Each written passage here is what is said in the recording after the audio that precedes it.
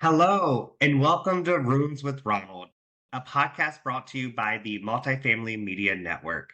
I'm Ronald Harrington, your host, and you are in for a treat today. I am joined by none other, the amazing, the famous Stephanie Oehler, everyone. Woo! When's she gonna get here? Oh wait, that's me. Okay, let's do it. That's you. I am so excited about today's topic, Stephanie. So, some people know this about me. I was a theater major for a couple years, and then I realized I was never going to make any money. So that's why I work in training, right? But Oh, I was at the Texas Apartment Association last year, and there was a session on improv and like a journalistic approach to leasing. And I got to thinking, maybe that's why I'm really good at leasing because I have that kind of like quick on my feet improv.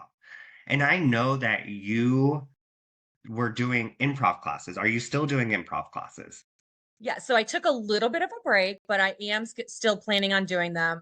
Yes, being able to think on your feet is paramount in sales for sure. Honestly, it's paramount in any business environment, leadership, because nothing is ever status quo. I mean, things are always changing, and you've got to be able to adapt quickly. And so improv is such an incredible way to actually like sharpen that skill set of adaptability. And so, yeah, for the first time ever in all my years, I decided to take an improv class last year, and I've just been sticking with it ever since. Our whole class like takes classes together now. That's so exciting. It's like one big family. Uh, It is. So I think for today, I would love to talk about how we can take some of those improv principles and those skills and put it into the sales room and how Yeah. our help our on-site leasing teams kind of upskill. Oh, Yes. I like that. But before we do that, we're gonna play a game. We're gonna play an improv game. yes, and Yes, and exactly. For anyone that doesn't know, yes and is the principle of improv, right? Like you don't say no, you say yes and. But that's not the game we're going to play. Although we could play that one. We could play that one at the end. But I want to play a game called Same Word. And that's just to get us connected and maybe even connect with our audience as well. So on three, we have to try to say the same word. Now we will have a topic because okay. obviously we want to have some narrow it down a little bit, give us a little bit of a head start. But we're going to kind of see how we do at like being on the same page, being partners in this. And then if you're listening, when we count to three, try to say the same word and see if you get the same word as us. And it's a really fun game to just break the ice and just kind of warm everybody up. So it's really easy. All you're really doing is saying words. So since we're talking about leasing and sales, I think that we narrow the topic down to leasing and sales. So Okay. on three, we're gonna try to I'm gonna say have to this. preference this though. I have to preference this for our listeners though. We have not rehearsed this. This is truly like honest. So like we may never say the same words. But We could go, so that's consent. we will stop after a few. The other way Okay. it works is like we say it and then we try to narrow it down and kind of bridge the gap, right? So hopefully we can connect here on this episode before our 20 some minutes are up. We're gonna try Okay, so everything the we can. topic is leasing and sales. So now it's one of those things where I'll say one, two, three, word. You say the word. Okay. All right. Okay. Because sometimes people are like, is it on three? Is it after three? It's one, two, three, word. Okay. Okay. All right. Are you ready? Yeah. Okay. All right. Everybody listening. Ready? Here we go. One, two, three, money. Connection. Oh, what'd you say? Connection. Connection. And I said money. Yeah. Okay. All right. Connect to So now, money. exactly. So now we're going to try to do it again and maybe get in between connection and money. Okay. Okay. All right. One, two, three. Four. That happened. Three. You. I know. I said rapport. I don't know if you could hear me or not. What'd you say? Did you say tour? I said tour. Oh, that was so close to rapport. I was waiting for you for a second. Yeah. Okay, so connection and money, rapport and tour. Okay. Okay. Gotta narrow it down. Okay. Oh my goodness. All right, on three or right after three. Right after three. One, two, three, Lease. close. What though? That was pretty good. Even though you went 1, 2, 3, 4 word, but whatever. I had to process for a moment. I It's think I that think Indiana thing. I feel like close and lease, we got so close on that one. That We it did. was like right there. Yeah. So I think it's fair to move on. But I think the we're point good. is it was fun and we were working as a team, narrowing it down in our brain and like getting our energy up. And honestly, like why not before your sales rallies every single day when your office opens, why not play a little improv game to get everybody's energy up? Love that. I used to play like build on the story. So like each person Yes. sentence and then like you go around and do all that. Well, maybe if we have time. Maybe. That was a fun game. Yeah, that was fun. We were so close. We I think like lease and close, that's the same thing. I mean, especially after touring all those properties, it might as well be. Exactly. Exactly. Hmm. So, but there's a lot of insights from improv that I think can be applicable to the leasing and sales environment. And you really do just kind of be thoughtful about it. And whenever you're feeling off your game, maybe do play the game and kind of get yourself back into the rhythm. But one of my favorite ones is um speaking of when you're off your game is give yourself permission to pivot. You know, there's lots of things that come our way in leasing. Like every single day, it's a little bit of a different story. You know, somebody when the only apartment you have available overlooks the parking lot. One person is like, I would never lease that apartment. And the next person's like, that's my perfect home. You know, I want to see the parking lot. I So, want to see I my mean, new baby, my new car that's sitting out there. exactly like my new four-wheeled baby. So there's lots of times where you have to adapt. And with improv being all about adaptability, giving yourself permission to pivot is a pretty important lesson when it comes to it. You know, there's giving up and there's pivoting. And I think that the important part of this is realizing that when you pivot, that is not quitting, that is not giving up.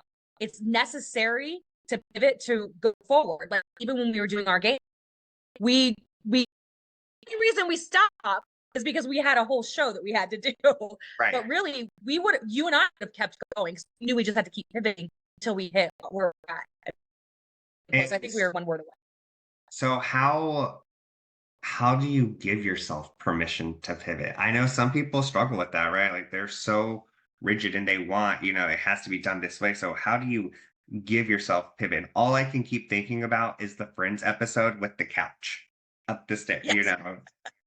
Ross pivot. Yeah. The thing is, again, we illustrated it in the game. As long as you're continuing to keep momentum going, you're doing the right thing. So the permission comes with continuing to move ahead and continuing to take a step forward, even if you're taking a step in back or sideways or what have you, right? Like you're just continuing to move, you're continuing to make progress. And that permission is just intrinsic to progress. Like, okay, I am making progress. I'm not quitting. I'm not stopping. Whether it be even if you have to pivot with when it comes to working with a prospect and the prospect is like, none of these apartments are going to work for me. This doesn't work for all these reasons. And that moment, to see where that comes from, right? The pivotal moment is when you're like, you know what? Okay, you're right. Everything you've told me, none of these line up with the things that you need. It does not fit your needs.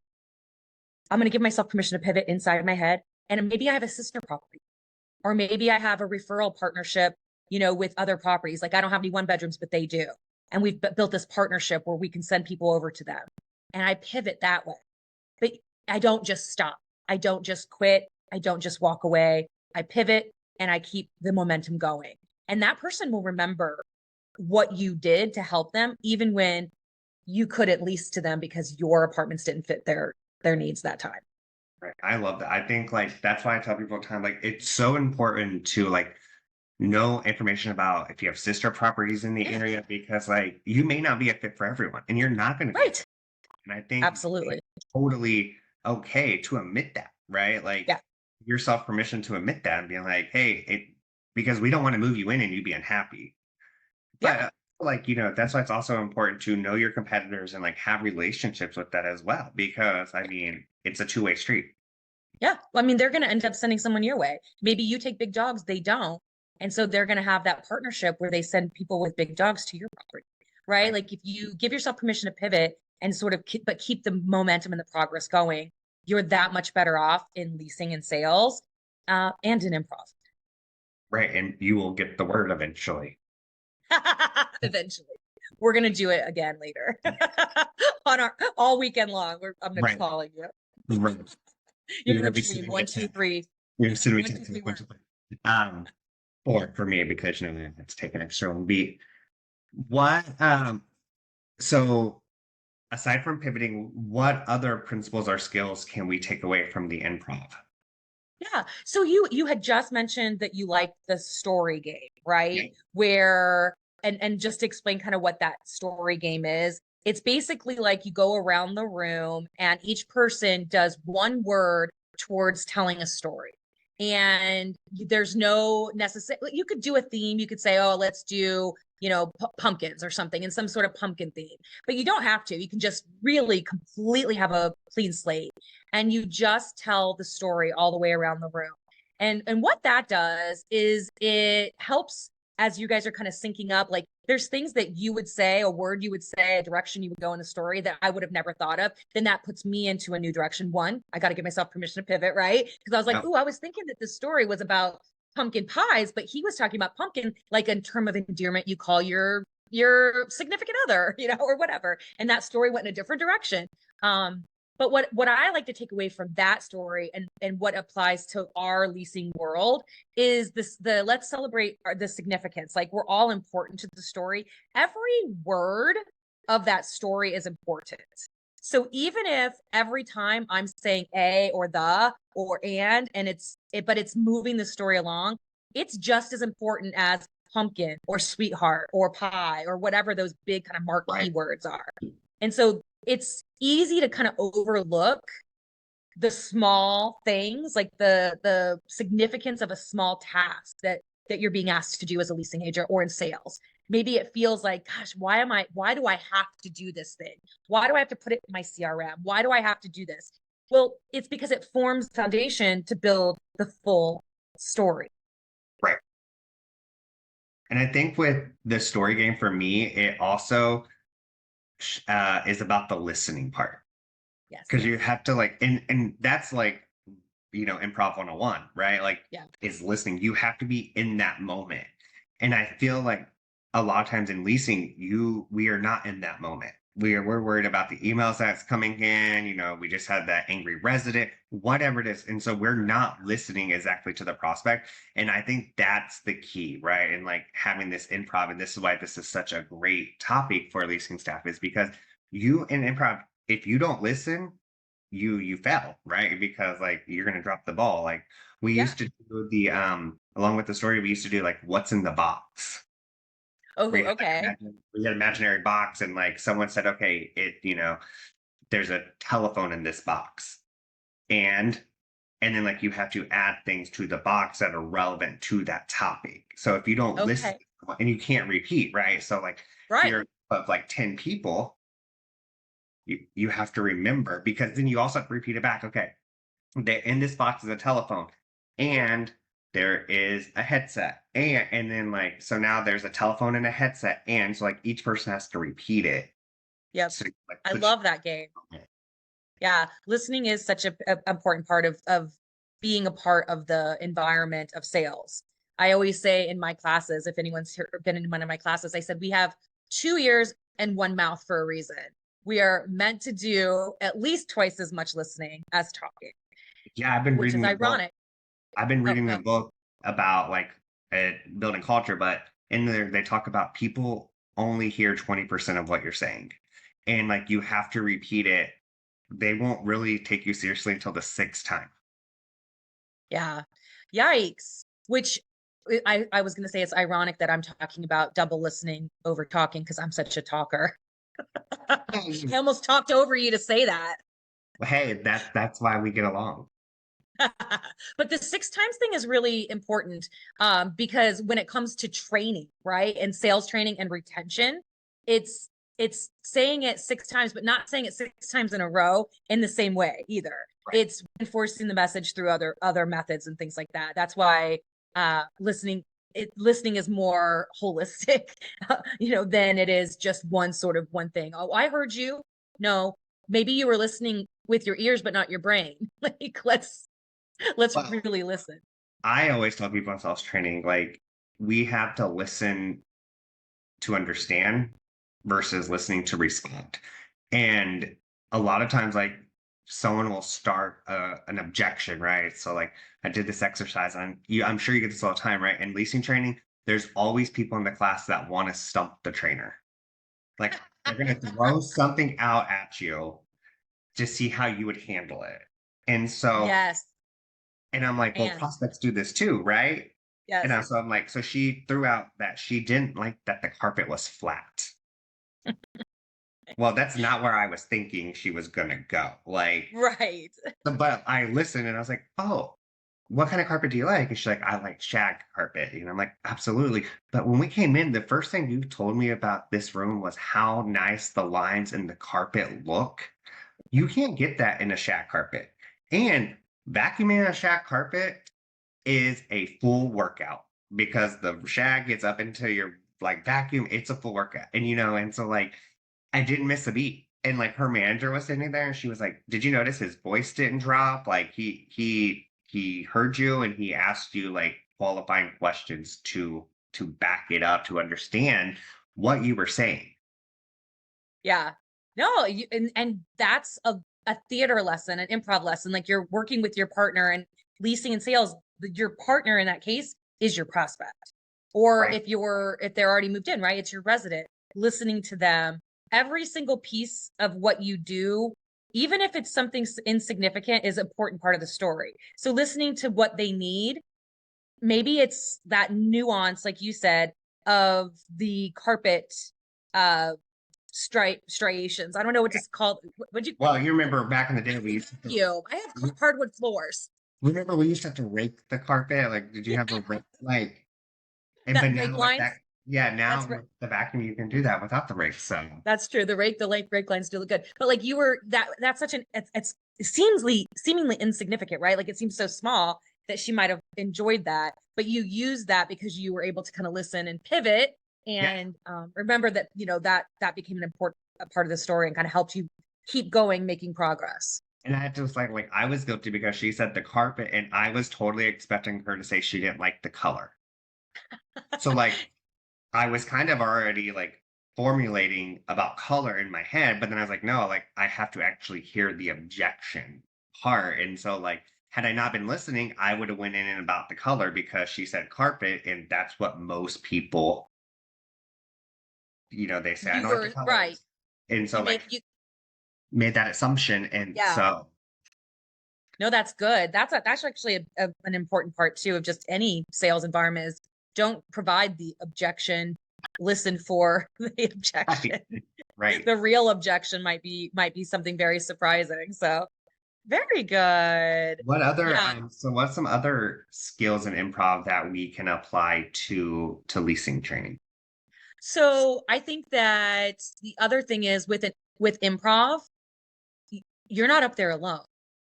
I'm not playing one word games by myself. I mean, maybe sometimes I am because I work from home.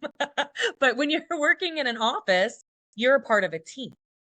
And just like when you're on stage with your improv troupe, you're part of a team. And I think one of the big lessons that I took from the improv classes is the trust that the team has in each other. We thrive on trust, right? Like we know that if we do muck something up, our team has our back. Our team Right. has our back. So like when goals aren't being met, when when something's going awry, we can count on each other to overcome those challenges as a team. And that's front office, back of house, corporate. I mean, the trust needs to come from the top down and the bottom up and all around. And improv really helps build that trust because, especially if you're on stage with somebody, you trust that they're listening to you, Yep. right? You trust that they're on the same page as you, and that they're going to yes and follow the rules of improv with you the whole way. That way, you're putting on a good show. Where with a team at the leasing office, we're trusting that maintenance is getting those apartments ready, but we're verifying too because we have to go walk the units to make Right. sure that they're ready before I show them. That's part of like the story, that might seem small and insignificant, but it's big in the whole story arc. So all of that sort of ties together. But we do trust each other, and then when something does go awry, like we can help pivot to come and overcome those challenges. And for me, like it also like comes into like I'm also trusting when I go back to the office that who's ever in the office is going to greet my prospect. They're going to engage with them in that way as well. Like it just in the office itself, right? Because sometimes in offices, I've walked in and it's like the coworkers aren't communicating and like one passes you off and then like doesn't talk to you the rest of the time. So like that trust is so important. Yeah, absolutely. And you can't you can fake it a little bit. I was like trying to think of a way to say this. You can fake it a little bit. But as the leader of that crew, like if you sense that the trust and the unity is breaking down, you need to jump in really fast and help with training the team on how to rebuild that trust and like kind of rework that out and kind of figure out exactly what's going on to that broke the trust down because you have to have trust. You have to have, the entire cohesiveness going. And you have to have the buy-in from everybody, right? Yeah. Like that one person that's not bought in can be detrimental to the whole process. Yeah. It's kind of like having Yeah. that one person on stage who isn't listening on the improv stage, right? Like, no. Yeah. The person who isn't yes anding you, the person who's like you were saying, kind of that, they're bringing something else to the table. Like we all have to be bringing the yes and. Right. Have you seen the like the old there's like a movie in there at the speaker and like the order like they're ordering food and she's like they say what they want. They're like, I want a number two, and she's like, yes and they're like and like so they keep adding it, right? Like it's an upskill, like it's an upsell almost too, like That works. That works. We can upsell. right. But like for me, it's like yes and anything else. Yes, when you're like interacting with prospects to really, especially the ones that don't really want to give you a lot of information to work Yeah. with, like yes and like what else do you need to like kind of pull that out? Because there is that also that trust between the prospect and the leasing agent. There has to Yeah. be some trust that you're going to value my time. You're going to follow through with what you said you're going to do, right? And like you're going to give me accurate information. And that's a lot of trust that leasing agents don't I don't think we think about that sometimes. Yeah. That's a really good point is not just the trust amongst the team, but the trust that your residents have in you. Right. And and to be really, really uh it's precious, right? To be precious about it. Right. I think one thing I know we want to play another game. We got about 6 minutes left, but one thing Okay. that for me that makes improv so special is that no two shows are going to be the same, Yeah. and no two tours are going to be the same, and you can't recreate that show. So once it's Right. done, it's done. It's kind of like the leasing process, right? Once you go on the tour, right, you have to do, and I tell people this all the time. Like, I know some people think I'm crazy that I tell people when they come on, I'm like, we get one shot at this podcast, like one take, like we're not pausing, we're not like we mess up. we go with it because that's what leasing is, right? Yeah, I can't be like something and then go back and be like, okay, can we restart the store because I didn't say that right? Or right. whatever that is. I have to pivot and I have to overcome Mhm. whatever I might have done, or you walked into the apartment and there are dead bugs everywhere, or there's dirty Or diapers live and bugs. our life bugs are dirty diapers and puppy pads in some cases. so like I think to me that's what makes improv so special and that's what makes leasing so special is because Yeah, it's going to be something different every day. it is. And that's actually the final lesson of improv that I wanted to talk about with you today is sort of coming at it though with some levity and some humor because dirty diapers and what? I forget what you said. Almost. I wish I had forgotten actually, because I remember that Rooms with Ronald episode where you talked about that. And Right. I blocked it from my memory. You also saw the photos because I had to share them with somebody. I blogged them. Yes, you did. But you have to kind of face it with humor, right? Like, I approach a lot of life with humor. Like that's my coping mechanism. And I keep it light. Like I really enjoy laughing with my friends and my colleagues. And I think that that's an important part of any, cohesive team is being able to laugh together, laugh at your mistakes, right? Because we trust Right. that we'll overcome them, pivot when we need to and all of that. And it helps build rapport and create a more relaxed atmosphere for you. And then when your prospects come in, they sense that kind of joyfulness and that lightness. It's a serious business. We're talking about people's homes here, Yeah. but you can do it with, again, some levity, like some humor, some good natured humor, obviously nothing inappropriate, but lighten the mood. I mean, we're doing hard work. Like running multi-million dollar real estate is hard work. But we can do it with some fun, like improv games. I love to call like the my golf cart my like limousine because it's Yeah. fun, right? Like the same thing without asking for IDs. If you're so like I'm always like in case you want to kidnap me, they're gonna know who's gonna bring. But I can promise you in like an hour or two when I want my $10 Starbucks drink and food, you're gonna be bringing me back Yeah. because it's gonna be. But we have fun, right? Because like that makes it breaks the ice Yeah. with that It does. process. It does. Like I call our valet trash fairies. The trash fairy comes and takes out your trash real I love quick. that. Because it's like it's memorable and it's like creating those experiences for people. Yeah. I think that's really cute. All right. Well, in that spirit, we'll play a final improv game. So hopefully everybody can kind of play along with us. I was gonna do the story one, but with just the two of us, that might be a little more challenging than I thought. Yeah. So let's do yes and. Let's go. We're gonna go somewhere. Okay. Okay. And so you will give me a statement about what we're going to do when we go somewhere. And it Okay. can be anywhere. We're in improv land, right? Yep. And creativity, I mean, it's boundless. Like you can do whatever you want, wherever you want. And then I have to yes and then you yes and my yes and Okay. then we will wrap it up. Can I And give you the statement of where we're going? yeah, you're gonna say we're gonna go here and we're gonna do this. So we're Okay. going somewhere and doing something. Okay. Okay. Stephanie, we are going to an underwater hotel to go whale watching. Ooh, yes. And we're gonna take snorkel equipment and we're gonna snorkel with the whales. Yes.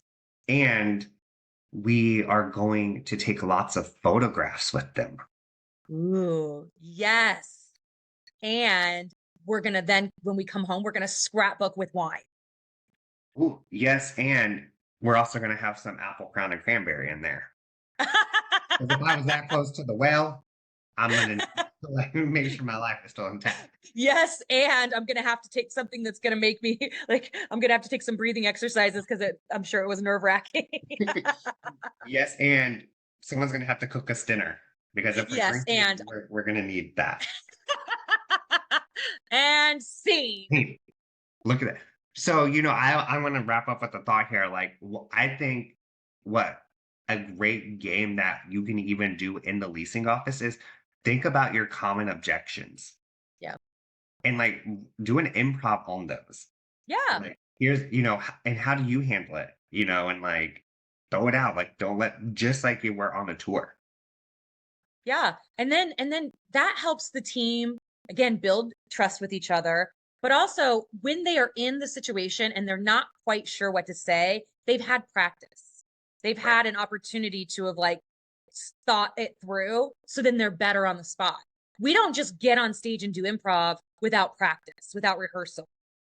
Like we work together before that so that we are better and we can pivot and we can tell our stories and we can have our good humor and trust. Well, Stephanie, this has been an amazing conversation about improv. I could, go on and on and on with you. But I know how to reach you. Where can the listeners reach out to you at? Well, my name is Stephanie Oehler, Oehler, and it's Savvy Leading. And you can go to savvyleading.com and check out my fractional people success options and fractional marketing and sales training and speaking sessions. And coming soon, I know this will be a big shocker based on the content today, an improv class. Yes, she's going to start teaching improv soon too, aren't you? I feel it in my bones. I'm going to do an improv sales class that I can bring to like managers meetings or leasing trainings. Love it. Well, guys, thank you so much for tuning into Rooms with Ronald. If you liked what you heard, hit the subscribe button on your podcast service platform. Like us on LinkedIn. Thank you so much, Stephanie, for joining me today. I am Thank so you, Ronald. excited that I know you and we get to have fun like this as well. So, Rooms with Ronald is brought to you by the Multifamily Media Network. It is the creative of Ronald Harrington, and it is produced and delivered to you by Multifamily Media Network. Everyone, have a great day and happy leasing.